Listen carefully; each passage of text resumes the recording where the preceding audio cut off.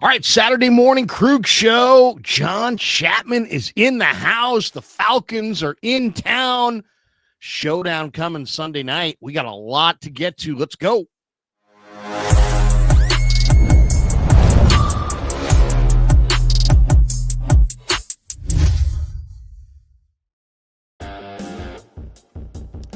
Off and running on the Krug Show Saturday morning. John Chapman is here, 49er Rush podcast. Travel with John. He's on the road. He went to Tampa. He went to New Orleans. And, John, what's next? And we got Houston next week with Frank Gore. And then we'll be all the way out in New York. We're going to be partying over in Jersey, having a good old time. And so, yeah, you coming out to any road trips, come say what's up, 49ersrushroadtrip.com. Man, lots and lots of people travel with John, and if I think we can, let me see if I can put the if I can, I'll put the image out there so people can take a look at the. You've got a flyer for that one, right? Yeah, we've got flyers up, everything, and it's we basically throw an all-inclusive premium tailgate with unlimited drinks, food, premium mixed drinks, you name it. And for Houston, we rented out a 3-story parking garage. We're going to be throwing a party up on the roof. It's going to be incredible, right next to NRG. Might be our biggest tailgate ever, Larry. Really? Yes, we are expecting a very large crowd, but we got LED TVs outside. We're going to have a good time.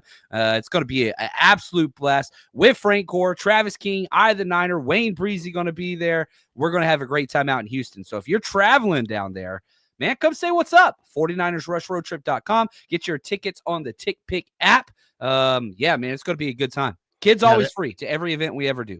Very cool. And here is the kind of the flyer on it. So like kind of the one sheet breakdown if you want to take a look. And as John just said, you can get your tickets on TickPick, on the TickPick app. Search 49ers Rush, and John's travel itinerary will come up, and you guys can join him and head out to Houston and support the Niners on the road, which is obviously a really, really fun thing to do. We had a blast in New Orleans.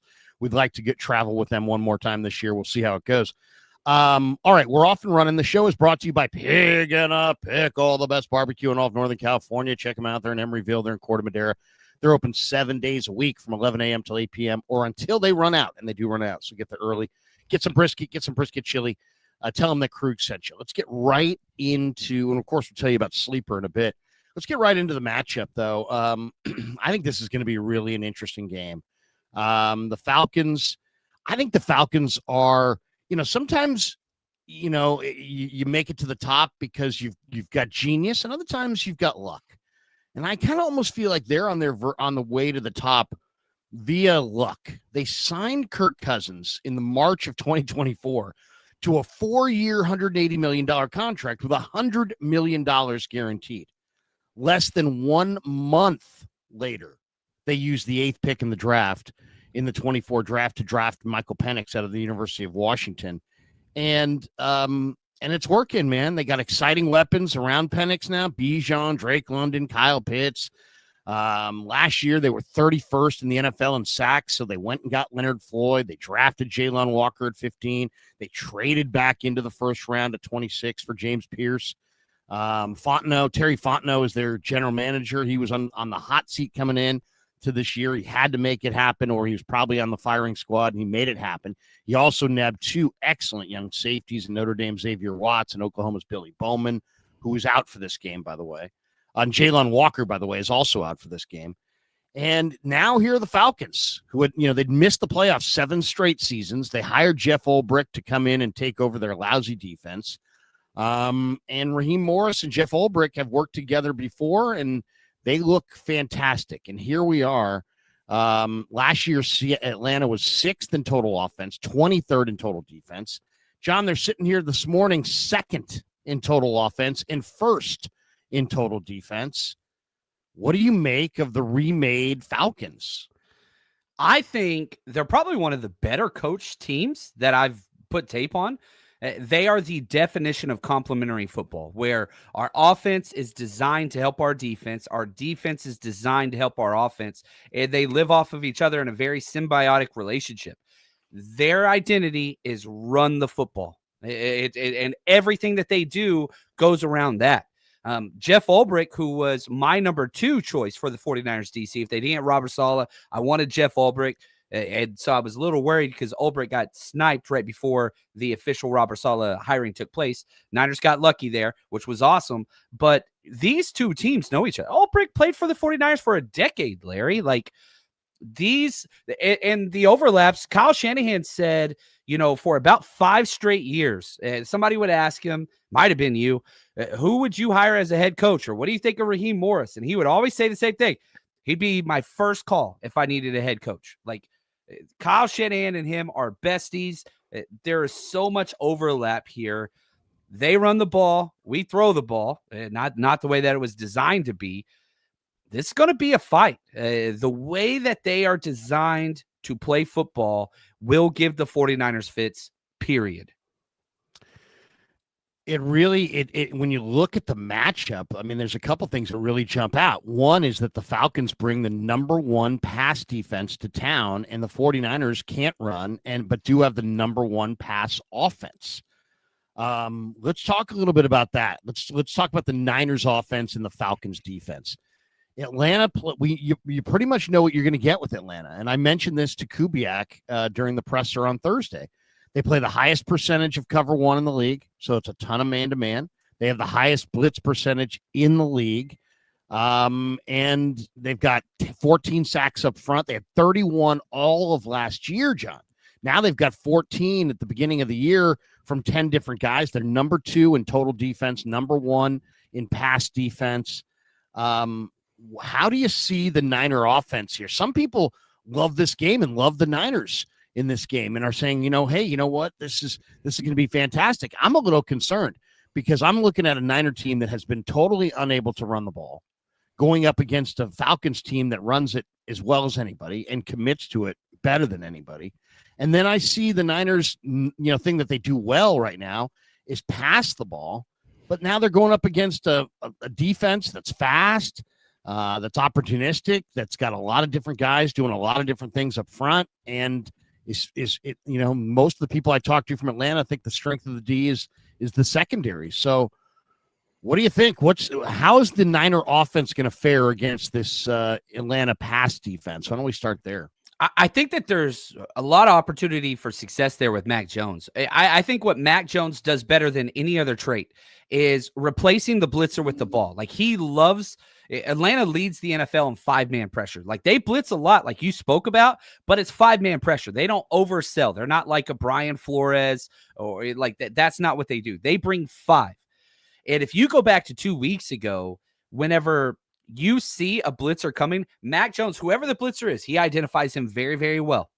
Man, that's where he's going with the ball. So if it's the nickel off the right side, that he's replacing that on the hook to curl hot route. If it's the middle backer, he's got to hit that short crosser. So, like, that is the recipe for success. And that's what I'm working all week. If I'm the 49ers, like, look, identify the blitzer, replace the blitzer with the ball. Where whatever area is vacated in the defense, if that's hook to curl, if that's flat, if that's safety, whatever, that's where we're going with the ball. And Mac Jones has been great at that all the way back since his days in Alabama. I remember writing that in my scouting report. He identifies the blitzer. Man, you replace that guy with the ball. I think that's huge. Now, the issue for me is, can the Niners do that consistently without the major negative plays? The 49ers offense is the worst offense in the NFL in first down. You go back to their 4 turnover game. All 4 turnovers were on first down. Just last week, I think you had 4 penalties on first down. So can you negate the negative starts to drives, protect the ball, and move down the field? You've got the number 1 passing offense versus the number 1 passing defense. Something's going to budge, Larry. It really, really is. And I truly do think that as the wide receivers start to get healthier, I think Juwan Jennings is actually going to play a positive role for a change in a 49ers game, which would be very welcomed. I think that helps. Kendrick Bourne, dude, he's on pace to break some records. Hopefully that continues. George Kittle's back. Christian McCaffrey's still going to get 10 targets in the passing game. I think your identity has shifted completely as a 49ers offense. You are a passing team, whether you like it or not, and we're going to see that this Sunday night. The question is, can they get it blocked up front? Can they get it blocked up front? That's the real question. I mean, James Pierce, Ruka Rororo, Leonard Floyd, Brandon Dorless, Anya Mata, Zach Harrison. Jalen Walker's not playing in this game, so you'll probably see more Arnold Ebiketie, D'Angelo Malone. But they got guys who can come off the edge, and they've got guys up front that can make it happen. I mean, this is a really, really talented defense. How do you think the Niner offensive line is going to fare? And you highlighted it. I was trying to push some of it along this week by retweeting it. But you highlighted the struggles of Jake Brendel. And for whatever reason, the Niners either don't feel like their backup linemen are any good or just have this unbelievable allegiance to Brendel. But it's kind of now or never for the 49ers when it comes to running the ball. This will be the easiest, as far as rankings go, the easiest run defense they will go against this entire or so far this year. If they can't get the running game going here, it might be time for a lineup change. What do you think? And if so, what should that lineup change be? Yeah, I mean, the last easiest run defense the Niners played was the Rams, and they rushed for 70 yards. So, I'm not expecting things to change. That interior offensive line is a major problem, headed up by Jake Brendel. The consistency is not there. I went through and I counted just all the negative plays just last week for the interior offensive line. Connor Colby had 3. Dominique Pooney had 10, and Jake Brendel had 12. That's 25 negative plays from your interior offensive linemen. It's just, you got 50 plays a game. Half your plays are completely canceled out because of literally 2 players. Dominique Pooney is not right. And even if it is the knee, you can't jump off sides on 4th and 1 in the fourth quarter. That's not a knee issue. That's a mentality issue. We love Dominique Pooney, but this version has not gotten the job done. Jake Brendel refuses to block to the whistle, never pushes the pile, just has no functional strength to maintain blocks. He gets to where he's supposed to go, just he stops and turns around and watches. That's not the identity of somebody. You're trying to impose your will, and it's not working. And you're kind of wasting Christian McCaffrey. I don't want to say his prime years. I think he's past that. But Christian McCaffrey's out there doing every damn thing possible to give your team a chance. And the offensive line is just completely ruining that opportunity before it starts. So I'm not expecting a positive run game this week, Larry. I'm really, really not, sadly. It would be nice. That would be one thing to get the Niners going would be if they could somehow, get their run game going. Because if they could get their run game going, I think it would be a different looking 49ers. Let's talk a little bit about, let's flip the card and talk a little bit about Atlanta's offense. They get the number 1 rush offense in the NFL.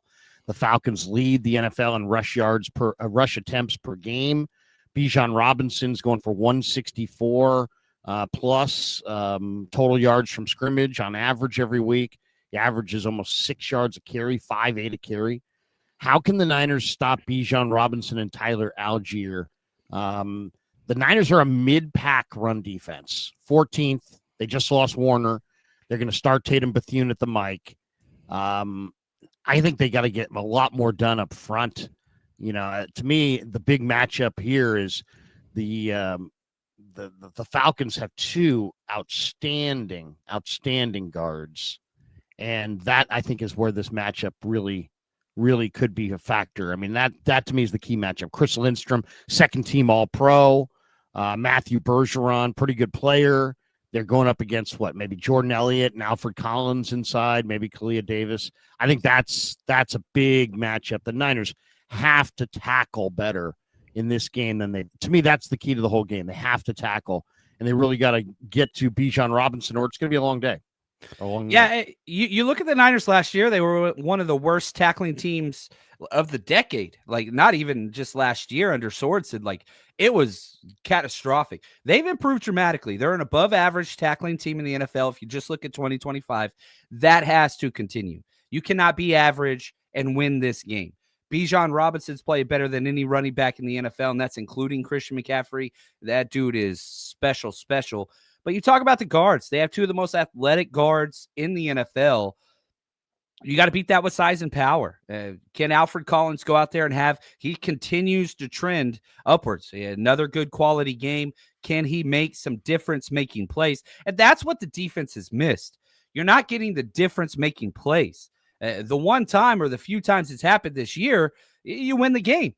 But whenever you don't force turnovers, whenever you're not getting those 3rd and 1 stops, those 4th and 1 stops, it just makes it hard to play. Now, my biggest concern, Larry, is listening to the Robert Saleh press conference where he talked about how Jair Brown has a chance to close the door at that second safety spot next to Malik Mustafa. I'm very concerned this game. I think that Jair Brown is a matchup-dependent player, A-plus coverage. That's what he brings. Not a good tackler, not a positive support in the run game. And going back through last week Bucs film, when Jair Brown, 27, and Renardo Green are on the same side of the field, the Bucs were dominant in the run game. Both of them subpar run defenders. I'm very concerned about that. So whenever 27 is lined up on the defensive right side next to Agent Zero, that's going to be a red flag for me. Can those two players, Renardo Green, Jair Brown, answer the call in the run game? They're great in the pass game. Renardo Green struggled this year in both. But if those two players could step up their game and match the rest, the other 9 defenders, then I think we're going to have a pretty good game and the Niners can win that. But 27-0 in the run game, that is a major concern for me. So what do you think? How do you think they're going to play their hand at safety? I mean, they've kind of already said that Mustafa's the guy, and then it sounds like the rest of it's fluid. It could be Jair, it could be Siegel. You may see Pinnock, but it seems like Mustafa's their starting safety, and the rest of the guys are kind of competing. Yeah, fair? I think Jair's going to get that start next to Mustafa, and I disagree with that, but I think that's what's going to happen. I think it should be Marquise Siegel, especially this game, if any game ever. You're playing the number 1 rush offense in the NFL. Marquise Siegel's the best tackling, maybe next to, Malik Mustafa, but that dude, he has no issues tackling, screen game, all that stuff. His issues come in the coverage, which that is a major issue. Not trying to say he's perfect, but I really wish we would see 36 out there to set the tone. Jair Brown in coverage and you're playing pass happy teams, then I'd want Jair out there. I'm terrified of seeing 27. He just seems like he is too scared of contact and just shy, which is crazy because at Penn State, he was a thumper. But for the past 2 seasons, we have not seen 27 want to be involved tackling ever. Like special teams all year, very tentative. And then you put him out there on defense and you continue to show the same tape. Great in coverage. Man, Fred Warner was yelling at him before he got injured in the Bucs game because he was late back-to-back run fills. It was yelling at him on the tape. We don't see Fred Warner yell at players very often. So there's nobody out there to check him now. So we'll have to see. I really need 27 to have a good game. And I'm if I was the Cardinals, Zach Robinson offensive coordinator, that's where I'm going. I'm running right at 27 and right at Renardo Green, and we're going to see if they're going to answer the call or not. It's funny. Brown was on the Bruce Feldman freaks list at Penn State because of, how much he benched, how much he squatted, what he power cleaned. I mean, he's a big-time weight room guy. He's a very, very strong player. And he was a productive interceptor there. So, I thought he was going to be potentially the total package, and that he's shown glimpses, but we got to see more consistency. The Niners clearly believe in him. Shanahan likes him. Saleh likes him. So we'll see where this goes. But I do expect the Niners to maybe move a Jason Pinnock at the trade deadline. There's been a lot of speculation about that. One of the big stories of this game is that Upton Stout showed up on the injury list late in the week with a shoulder injury that I can honestly say I didn't see. Supposedly it happened at the end of practice on Thursday or Wednesday. I didn't see it. He's been listed as now with the injured shoulder. I don't know. I'm not really sure if I buy the injury or if they're just kind of trying to save the kid's face a little bit by saying it's an injury, but it's only partially an injury. I bring this up because when you watch Atlanta's film, the one thing that jumps out to me is that they go to Drake London a lot out of the slot in the quick game, especially in short yardage and in goal line situations. You see quick game passes from Penix to London, and they had a great rapport last week. Target him like 15 or 16 times. He connected 10 times for well over 100 yards, and he's a big basketball player like receiver and stout. I watched him play basketball in high school, Larry, down in L.A. Yeah, he's a great athlete, right? I'm sure. A killer, man. And he's a post-up king, and I think they're afraid of that matchup, and I think there's a chance, and I'm not really sure exactly how it's going to pan out, but I think there's a chance. We asked Shanahan, hey, can Lenore play the slot? Can he play the nickel? And he's like, oh, yeah, of course. He's proven he's great. He's great at that. So is it possible that they're going to, against the bigger Drake London, put the bigger Diamador Lenore at the nickel, sit stout for this one, and then go outside with Renardo and Darrell Luter? I bring that up because Shanahan also said that Darrell Luter had his best week of practice since he's been there this week. So I don't know. I mean, it sounds to me it's very, all these practice revelations are always incredibly convenient. They always go right in line with what the Niners want to do as far as putting players on the field. Mac's hurt, but Brock's hurt more because you want to start Mac. But wait, Brock's hurt, but Mac's hurt more because we want to start Brock. So it's like, I don't know if I buy any of this stuff. I think it's just very convenient. It's like, let's just, we have the inside word on the medical. They don't, the media. So we'll just throw anything out there that we want, and they'll just have to eat it. And there's no way for anybody to verify anything.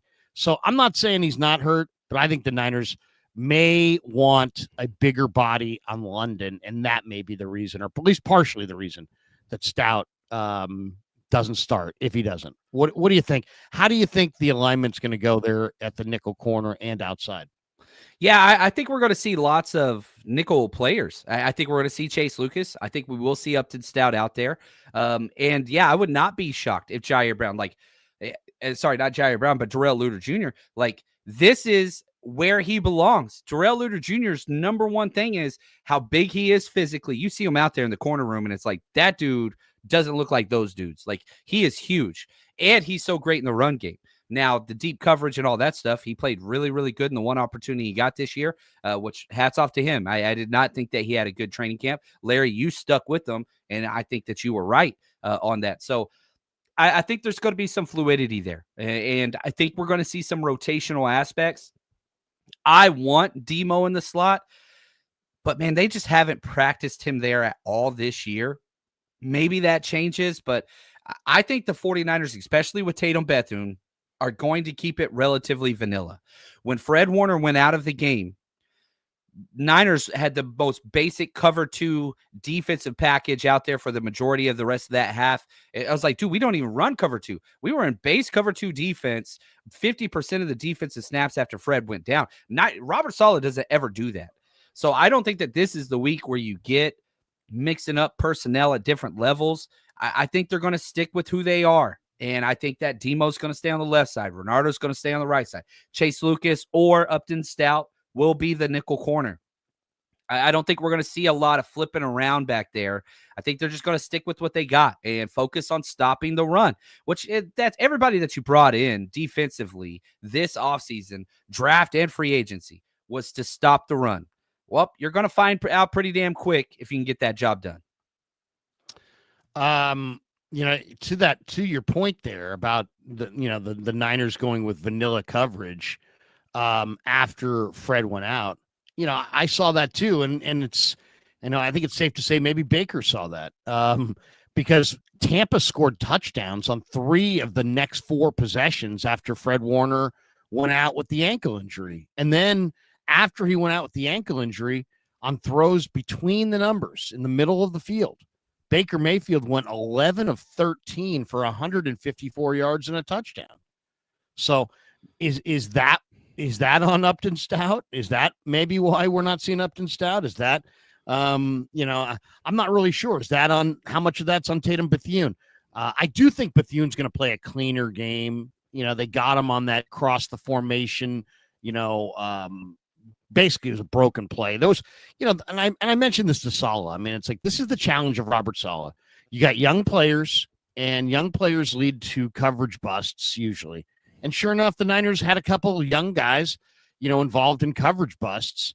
I thought overall, when I watched the second half tape, I liked what I saw. There was a lot of positives from a lot of the young 49er defenders, but the trade-off was that there were 2 busts and it led to 2 touchdowns.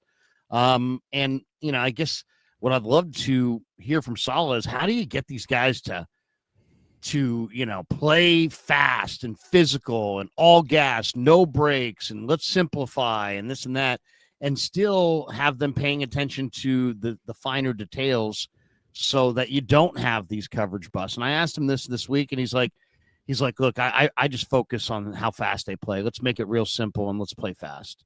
Let's play fast. I think that's going to continue. And I think that's the right way to go with all these young players. Like, this is before Fred got injured. Like, you got 4 rookies out there getting substantial playing time on this defense. And then you've got guys like Renardo Green. He's a sophomore.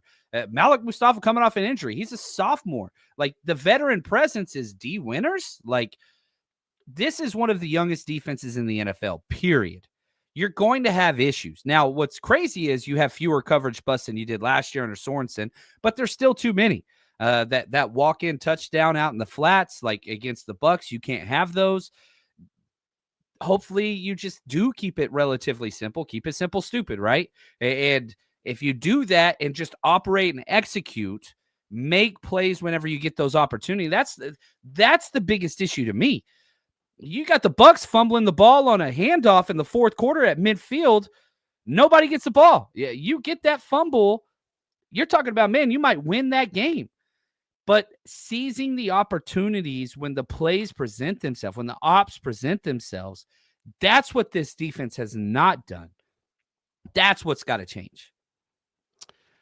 The Bengals won on Thursday Night Football over the Steelers in a game where Trey Hendrickson did not play. And there's a lot of speculation now that maybe the Bengals this morning, that the Niners really want Trey Hendrickson, but that the Bengals probably don't want to trade him and may not trade him. They've told everybody he's not available, and yet the Niners are in this weird spot. They're 4-2. They lead the division, but you got all kinds of questions. You got Fred with the dislocated broken ankle, done for the year. You've got the Niners without Nick Bosa, who tore the ACL. And now you're sitting there going, what do we do? We got some older players that aren't going to be better in a year, yet we got some younger players that are going to be better in a year. We don't want to give away our future draft capital, but we don't want to give away this season either. And there's been a lot of speculation about what the Niners are going to do. And there was a whole Graziano Fowler list of edge rushers that the Niners may kick tires on. There's a lot of speculation out there. The trade deadline's looming. It's November the 4th. We're getting close to it. Lynch has almost popularized the midseason trade with how often he's made them. There was an interesting article this morning on Niners Nation about how Rand Carthon says, look out for a trade of Arden Key. And of course, this is former Niner executive and former Titans executive. If anybody knows, it's Rand. Yeah, Rand got dumped by the Titans. And I'm not sure where Rand is. He might be working for CBS Sports right now. Correct. He is working for CBS. Here's a quote. He says, a name that I want everyone to keep an eye on is Arden Key, who's an outside linebacker edge for the Tennessee Titans. Obviously, they let go of their head coach. He's a guy that's on an expiring contract. He played there, meaning San Francisco, in 2021, where he resurrected his career. It wasn't under Robert Saleh, but it was under DeMeco Ryans, but it was under defensive line coach Chris Kasarik. And so that's a name to keep an eye on there because he gives you an edge presence, but he also made his hay rushing inside, which will then allow them to continue bringing along Mikael Williams. So, and as I mentioned, Fowler and Graziano did the whole thing with all the different edge rushers out there that potentially could be on the market. What do you see trade-wise for the Niners now that they've lost Warner? Do you trade for a linebacker? I heard John Feliciano say, hey, they need to add a front seven piece, whether it be a linebacker or a defensive lineman. It starts right there. They got to add a front seven piece. I might argue that they need to add a guard like a Kevin Zeitler and sit Connor Colby, just because they can't run the ball, and so many of their issues are tied directly to their inability to achieve offensive balance and have any semblance of a reasonable run game. So I might start with the offensive guard. But what do you think, John? We haven't talked for a week or so. Where are you on the trade market for the 49ers. There's a lot of, you could argue anything. If the Niners did nothing, you could say, you could sit there, and if you're one of these pro Niners people 24/7, you could be like, that was the smart move. They needed to sit on their hands. It was not the right year to make a move. If they make a big move, they needed to make a move, So basically, there's people out there waiting to see what the Niners do so they can justify it some way or another.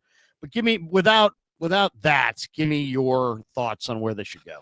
Well, Larry, I hope I never give you that. I don't want to ever be the bootlicker type, and that's just not really who I am. That's not who you are. I hope I'm not that. And shout out to them. They're making their money and they're doing their thing. And salute them. I want everybody to get paid. Keep licking, bootlickers. I love it.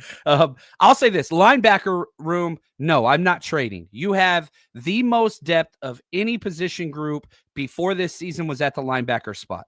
You have Nick Martin sitting on the shelf. Like, you have that. Tatum Bethune, young. Let's see what he can do. You got Curtis Robinson behind him.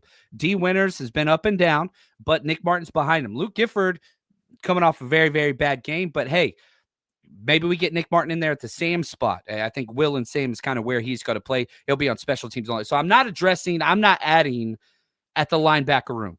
Defensive line, 100%. Arden Key makes so much sense. I had 6.5 sacks last year. Only 1.5 so far this year, but he fits everything. Expiring contract. Going to be super cheap to get in here where you're not sacrificing future whatever else. He's only got 8 years pro, which means he's still fit into the compensation pick formula if he goes elsewhere. I think that makes too much sense. Now, is that a home run? Is that sexy? Does it move the needle? No, but the 49ers are in a little bit of a wait-and-see approach. You've got some major issues. You've got 3 games before the trade deadline. I don't think that this is a swing for the fences, go get Trey Hendrickson or somebody. I also have been saying nonstop, the Bengals are not selling. You're not trading for quarterbacks within the division if you're planning on selling off. And I think they're 1 game out of first place in one of the worst divisions of football. They're not going to be selling. I just, not after what Flacco put on tape Thursday. They think they can compete, and but there will be other people that are available that you can go get.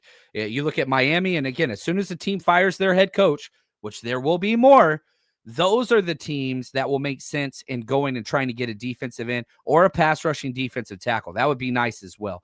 I would love an offensive guard or a center, but Chris Forster and his whole thing about continuity, and I want guys I know, I don't see it happening. I would trade for a center before any other position group. I think that's the biggest issue on this team, but then I would go after pass rush help as well. So I don't think it's going to be a blockbuster deal. I think you're going to see something like a 5th or a 6th round pick on an expiring contract and get that compensation value returned a year later, kind of like what you saw with the Chase Young deal. That's kind of what's going to take place here. I'm not expecting a blockbuster, Larry. It's interesting. I'm not really sure what to expect because I think Tennessee is the team. I definitely think Tennessee is the team. They have Draymond Jones. They have Arden Key. They have Kevin Zeitler. If you really wanted to go with a big name, they've got the big defensive tackle who's just amazing. I mean, he's one of the best defensive tackles there is. So Jeffrey Simmons. So, I mean, they do have a number of players. I mean, if the Niners felt like, I'll tell you one guy that I don't know if he's a fit or not, is Brian Robinson. I mean, I wouldn't mind flipping him to Tennessee for Tajay Spears. I mean, I'd like to see the 49ers get their run game going. And to me, anything to that end is something I'm interested in. Zeitler could help. Maybe Spears could help. I'm not sure, but the 49ers just can't run the ball, and they're not showing any interest at all in handing the ball to Robinson. None. So it's like, what would you say you do here? I mean, he doesn't. What's he do? I think the touches last week were like 25-3 or something like that in favor of CMC. It's bad. And I wonder if whenever you get Kittle back, whenever you get, Pearsall back, if that changes, because then you have some pass options to where you can rely on, using an extra back. But man, shoot, the only touches Brian Robinson got last week were in the receiving game. He got 0 carries. Like that's right. Crazy to me. And he's averaging more yards per touch than Christian McCaffrey is, as far as like the run game goes. But still, you've got to. What they're doing is relatively working on offense. I do concede that point, but the run game has to get established at some point. And to your Jeffrey Simmons bit, Diane Rossini of The Athletic, she came out and put out an article today, and she said her source at the Titans said Cam Ward and Jeffrey Simmons are the only ones that are untouchable. Everybody else is available on that roster, which is interesting. Yeah. Well, I mean, Arden Key, Kevin Zeitler, and Tyjae Spears might be the kind, three. Sign me up. Yeah, I mean, I'd take those guys. You want Brian Robinson in a day 3 pick or something like that, and I'll take Key and Zeitler and Spears. I mean, let's talk. I think that would be interesting. All right, let's talk wide receivers for a second. The Niner wide receiver core is getting really, really interesting. Sky Moore doesn't know how to field punts. I mean, I don't know what the heck's going on with him. Shanahan was like, someone asked him, is Sky Moore going to field punts? Like, yeah, he's really good at it. I'm like, well, show me somebody who's really bad at it then, because this guy's catching balls inside the 5, and you obviously don't want that. So you can't say back punts. You can't say he's really good at it, Kyle, when the guy's catching multiple punts inside the 5. That's the part that I get a little angry when it's like, don't talk to us like we don't watch. We are watching, okay? So he's talking up Sky Moore for God knows what reason. Ricky Pearsall's got the knee. I'm not going to call him soft, but he's not in there. Juwan Jennings is really banged up. Now MVS is on the IR. They put him on the IR. He's got a calf injury, so he's gone now. You've got Bourne, who if he gets a 100-yard day this week, it will be the first Niners since Jerry Rice in 95 to have 3 straight 100-yard days. That tells you that's amazing. I'm rooting hard for that because I got Bourne on my fantasy team now. And now that I trashed him, I have felt obligated to pick him up. And he's done well for me. He's looks good. I mean, he's obviously, you guys know what he's doing. And then there's Jordan Watkins. And Watkins, I interviewed him at his locker today, and he's coming back. And I get the feeling he was fielding punts. Maybe he'll be the punt returner. I'd like to see him be the punt returner. I would too. And I'd like to see them put him on the field and throw some balls down the field to him. The Niners, one of the main factors, it's like I got a buddy who's convinced that the number one factor with the Niners rush game is not the blocking up front or CMC or Robinson or Kyle, but it has to do with the fact they have no speed at receiver. And so everybody's playing them in like a 12-yard shell, and they have no ability for any kind of bust-out run. If that's the case, then get Jordan Watkins on the field, let him run some deep routes, and throw him the ball. To me, this guy might be the factor that unlocks their run game. And I think he's a good down the field receiver. I really do. Yeah, you go back and watch his Ole Miss day. I know you're an Ole Miss guy. Like, that's you go through it, we chart these players. I think we graded like 300 plus players. And it's like, what is their trait? What is their defining thing that they do? And with Jordan Watkins, it's downfield. Like, he stacks corners as well as almost any wide receiver in this class. And everything else has developed since then. But his vertical threat, which the Niners don't have, when your vertical threat and your X wide receiver is Juwan Jennings, who's probably the slowest X wide receiver in the NFL right now. I know he's playing out of position, but and then you're like, okay, Kendrick Bourne's our next one. Not fast again. Okay, well, Demarcus Robinson, maybe used to be fast, but you have not had that. And so you are incorporating something new. Now, I don't think that teams will respect him because he has 0 snaps in the NFL. Yeah, he, did pretty well in training camp and preseason, whatever else. But you got to go out there and say, this is what I do. You have to respect that. Now, Mac Jones can throw the deep ball, I think, much better than Brock Purdy can. So who knows? Maybe you catch him slipping. I will say the safeties of the Falcons is probably the strength of that defense. Jesse Bates is incredible. So we'll have to see how that shakes out. But adding an element of speed, youth, I think that's important. And, I think probably Jordan Watkins gets 15 to 20 snaps this week with the injuries, but I like that. Let him work his way in. He's been dealing with a lot of injuries. Hopefully he stays healthy, and hopefully he blocks. We need wide receivers that will block. That's a major issue. Speaking on that front, Juwan Jennings and his sideline spat with Shanahan. Something, nothing. He's probably not going to get paid at the end of the year by the Niners. No. It seems like if there's any frustration, and who knows what it's about, and since nobody talks, we'll just speculate. I'll speculate that he's not happy because he's not getting the ball. I'll speculate that maybe Kyle promised him he'd get the ball. I'll speculate that maybe he's got incentives that are tied to him getting the ball, and he's not getting the ball. And like all diva wide receivers, if they're not getting the ball, they start bitching and complaining and making a stink. If that's what he's about, then maybe it's time to move him on. Yeah, he has not played well. The penalties, one of them shouldn't have been a penalty, but that's okay. But also, like, he could have had a touchdown. One of the plays where I think they were on the 6, he runs a curl route. He was open. Mac didn't throw it. Then he starts to scramble, and he just quit in the middle of the play. He just stopped moving. Like, if he would have hit the flat and mirrored the quarterback like scramble drill 101, he would have had a touchdown.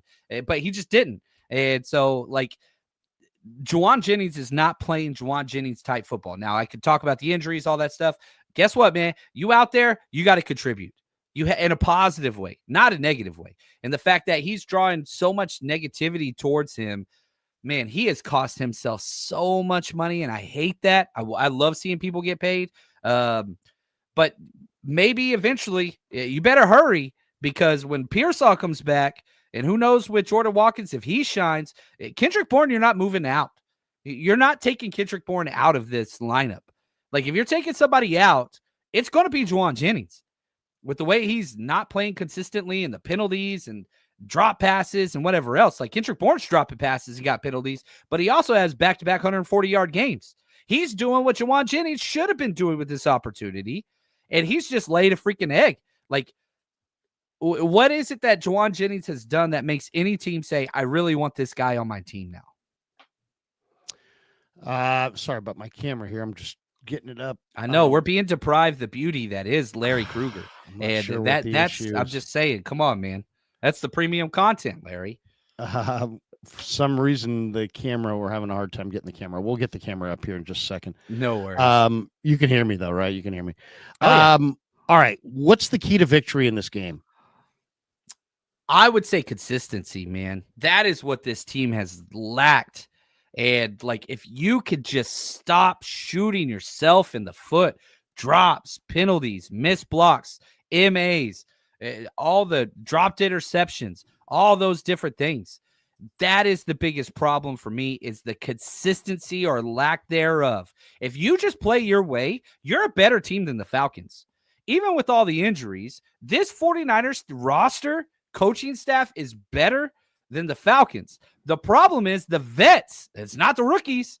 The vets are screwing up the consistency. That is the biggest issue with this team. So can they stay consistent? Can they go out there and just be who they are, march down the field consistently without the coverage bust, without whatever else, the drop passes, all that?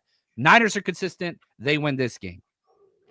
Now I'm looking at my face. I'm frozen on the camera. Unbelievable. For some reason, it's flipping out on me this morning. 49ers, one of the things I wanted to get one of the topics I talked about earlier this week was underrated Niners. Underrated Niners. I put this out on social media. Who's the most underrated 49er in history? And I went with Michael Carter.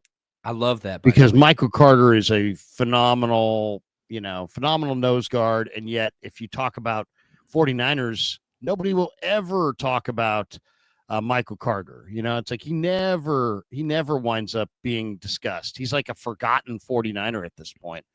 Who would you be your most underrated Niners of all time? A couple guys come to mind for me, and I want to say, like, dude, Navarro Bowman is one of my favorite 49ers, but, like, he's not mentioned in the Hall of Fame or, like, the Ring of Honor or whatever else. But I thought that he was playing. There was a good year and a half where I think he was the best linebacker in football. Like, he was so freaking good. I really, really liked him. Joe Staley recently, I don't think he's ever going to get the props that he deserves. But, man, I'm trying to think of, like, a little bit more of a deep dive. Like, man, you went super deep, Larry. I don't think I get on your level, but that's who you are. I went old school. Michael Carter was one of my favorites back in the day. Yeah, he was an absolute stud. So I think that they're The problem, and it's a good problem to have with the 49ers, is like, we go to all these stadiums and, with our road trips and whatever else, and you go to Seattle and they have Matt Hasselbeck in their Ring of Honor. Like, and I'm sorry, I'm not trying to be like a jerk or whatever else, but like, are we freaking serious? Are we being serious? Matt Hasselbeck? Like, good dude, decent player. But like, dude, I'd take Jeff Garcia 10 times out of 10 on that, dude. And Jeff Garcia might be the 6th or 7th or 8th best quarterback that this franchise has had. Like, we are spoiled. If you're a Niners fan or followed the Niners, unbelievable. Get into a conversation of the best linebackers in 49ers history. Good gosh, man, that's going to come out. People are going to come out swinging because there's just so many greats that are there. So just absolutely spoiled. John, tell people what you got cooking this week. We're going to cut it short right here so I can figure out my camera situation. But I'm sorry that I don't know what we got to do something with the camera today. We obviously are having some issue with it, and for some reason I can't get this thing back going. Give me your thoughts on what we're going to see Sunday night. I think it's going to be a ugly, fun game, and it's going to be back and forth. I do think it's going to come down to one possession. The 49ers are currently favored by 2. Either team could win this, and the Falcons are not consistent either. Remember, 2 weeks ago, they lost 30-0 to the Carolina Panthers. I understand if you recency bias is what kind of takes place in this platform and whatever else. But hey, just because they won their last 2 games, this is not a complete team. They still have a lot of inconsistencies. Let's see what happens. I think the Niners should win this game, but they have to go take it. This idea of being passive and just getting through things and whatever else, no. I want aggressiveness. I want attacking. I want to set the freaking tone. I want to go out there and do what the hell it is you're supposed to do and attack this team. Does George Kittle coming back help? All those things, we'll see. But, man, it's going to be fun. Can't wait. Larry, you're the best. I appreciate you having me on as always. And I can't see your beautiful face. I know. But I can imagine the glory that is Larry Krueger. Unbelievable. Right well, for some reason, we're having camera issues. But we should tell you, 49er football season presented by Sleeper, the fastest-growing fantasy platform in the world. It's a one-stop shop. You get blazing fast news, real-time stats, group chats, season-long leagues, and, of course, Sleeper picks for daily fantasy. Use promo code Larry. Sleeper will match your first deposit up to $100. Links in the description. Terms and conditions do apply. All right, I'm jumping over on the radio here in 10 minutes. Hopefully we'll get the camera fixed. John, have a great week. We will talk to you next week. It's always a pleasure to wrap with you, my friend. I like the Niners to win this game, but I don't love them. I think this is the game they're going to have to get the run game going. And if they can get the run game going, I think they got a shot. But I'm nervous about this game because I think the 49ers are limping, and I think this Falcons team is kind of strutting, and I'm a little concerned. But we will see. For John, I'm Larry. Have a great day, everybody. Peace. Yeah, never met a man I've been scared of. Careful, you gon'